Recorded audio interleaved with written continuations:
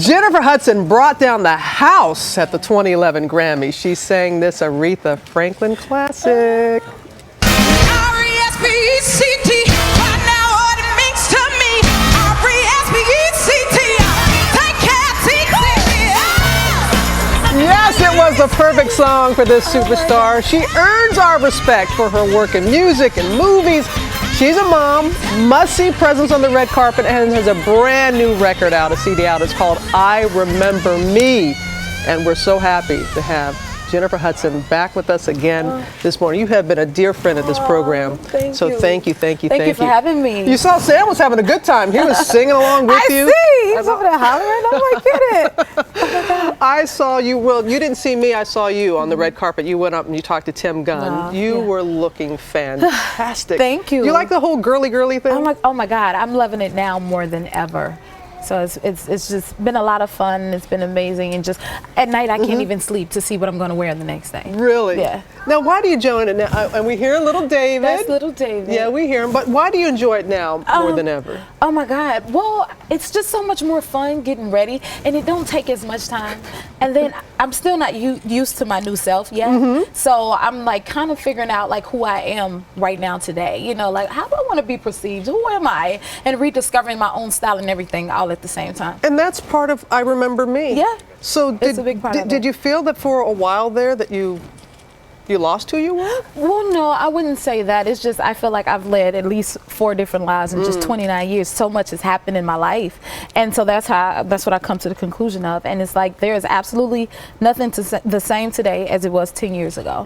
And so it's like, and then also it's just been so many changes. Like, it's very few things I have left to remember myself by, and then wanting to hold on to myself, because especially in this kind of business, you can easily get lost into what other people want for you, other people ideas and plans and this and that. So it's like my way of holding on to me, because I like who I was and I like who I am now. You know, because I think about it, Jennifer, and you broke onto the scene, of course, in American Idol. You know, just then you didn't win. Wow, nope. I know.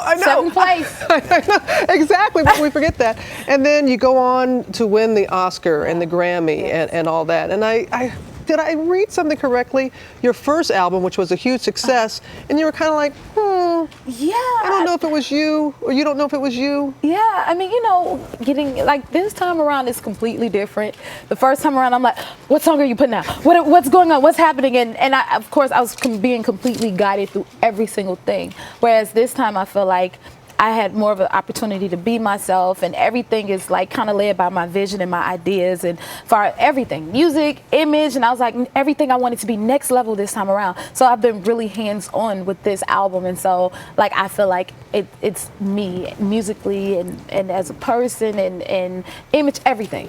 So I'm super excited about it. I'm in love with it. I know, and I know you're in love with little David. He has been just so talkative. My little munchkin. This morning, and you are just a hands-on mom, and you have talked recently, and we don't go down this path with the loss of your mother and your brother and your nephew, but when you're raising your son, and you've often said that you think of your mom and you want to be the mom she wants to be.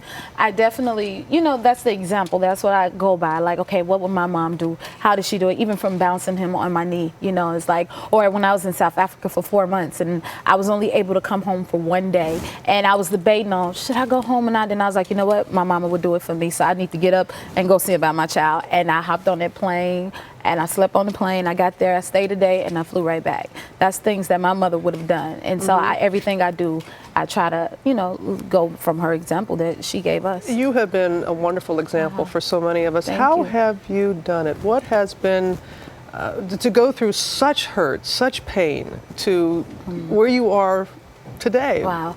I mean, everything that my family taught us, or my mother in bringing us up in the church, I always say that is the greatest gift that they could have ever left us with, from my grandmother to my mother. And each day, every day, it's not a day go by that I don't hear my mother in my head. And when I think back, I used to think she was very quiet, but now when I look back, I'm like, God, my mother was really wise. Like, wow. And so that's what I live by. And everything I do, I try to reflect and know, to be sure that she's proud of me. I say, okay, would my mother be pleased with this? What would she say about that? You know, and that's what keeps me going, knowing that I know she's proud of me. and my sister and all of us. Like, she always say, all you have is your family. And my sister is here with me today, and baby David is with me. And even my cousin Gina, she's the nanny. So I'm surrounded. My brother Lunny is my security guard. So I make sure everything is, surrounded around family, because that's what she taught us. If you don't have family, you don't have anything. I see you. And every time that you have been here, the people that you are surrounded with and are just always so upbeat, and it's just, it's an absolute joy. You brought up South Africa. You're playing Winnie Mandela. I play Winnie. Yes, it was the hardest thing I've ever done. I can't wait for the world to see it, because like, I didn't know Winnie's story, and it's like, how did I miss this in Black history? How come we don't know this? And so that is what led me to want to play this role.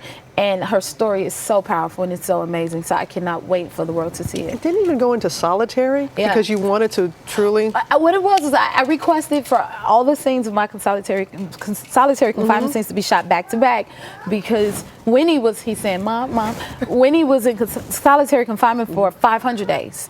I only spent 4 days. And each day I was on set, I could not help but to think, like, this was somebody's life. Everything that she lived this.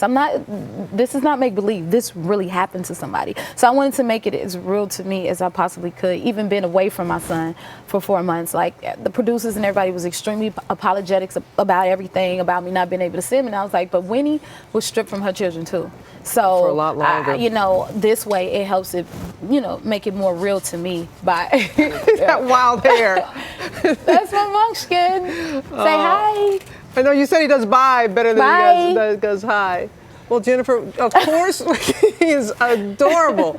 We are going to have you back, of course, in our next half hour, because you're not going to sing one but two from your brand new CD. I want to sing them all. Yeah, you can go to our website. You're going to sing them all? abcnews.com/GMA for all these great photos that we have on Miss Jennifer Hudson.